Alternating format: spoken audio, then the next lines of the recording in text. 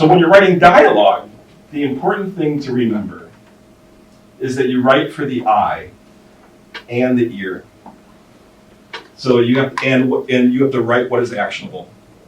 So a lot of dialogue will fall flat because it's not written for the ear. It's not written to be spoken. We talk differently than how we read and process the written word. And good dialogue is not. It's written. It's written to be performed. It's written to be spoken out loud. So the trick to good dialogue is writing it including stutters, including incomplete sentences, include thoughts that circle back to,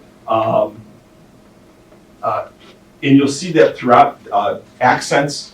If the accent helps develop the character, your job as the writer is to really develop strong characters that are part of your story that people relate to. I'm telling you all these things that you can't do in your script, but one of the things that you have to do is write characters that are relatable. And one of the tools that you have is dialogue. So when you're thinking about a character and thinking about how they talk and how they interact with the rest of the world, are they college educated? Do they have a doctorate? A person with a doctorate is going to use vocabulary that's very different than someone that is hustling people on the street corner that lives down by the bus stop. Use your dialogue in a way that helps create a really rich and full character. You'll hear eye, ears, and nose. You always want dialogue written for the ear. You never want dialogue that's too on the nose. And by that means subtext. People don't always talk directly. Oftentimes they imply things, something that is supposed to be meant. And your job as the writer is to always embellish what you're writing with dialogue with subtext.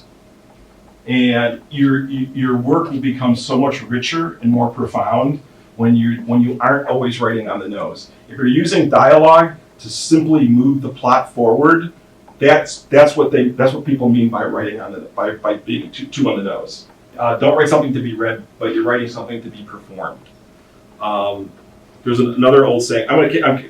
I got gray hair, so I'm going to throw out a lot of old sayings. You hear a lot of old sayings. So another old industry saying is dialogue gets you hired. So dialogue is the foundational element to building good character. It must feed the narrative without driving the narrative. The irony to this is that story trumps dialogue, but good dialogue transcends the movie.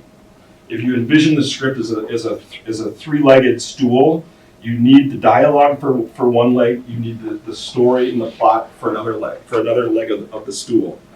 And when I say good dialogue transcends the movie, you know that you. Let me throw out some lines. Tell me what movie this is from. You want me on that wall. You need me on that wall. A Few Good Men. Few Good Men. I'm going to make him an offer you can't refuse. Godfather. This ain't Nam. It's bowling. There's rules. Lebowski. Big Lebowski. I think we're going to need a bigger boat. Jaws. Here's looking at you, kid. Casablanca. I'll get you, my pretty. Wizard of Oz. I'm king of the world. Titanic. Life moves pretty fast. If you don't stop and look around once in a while, you could miss it. Ferris Bueller. Gentlemen, you can't fight in here. It's the war room. Yeah. Dr. Strangelove.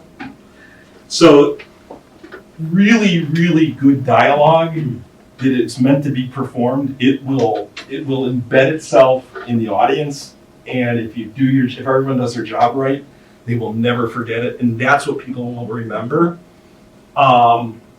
but the plot is what advances the story, and that's what the initial visceral reaction to the movie that you're watching. It's all based on the plot, but it's really, really good dialogue that will transcend that.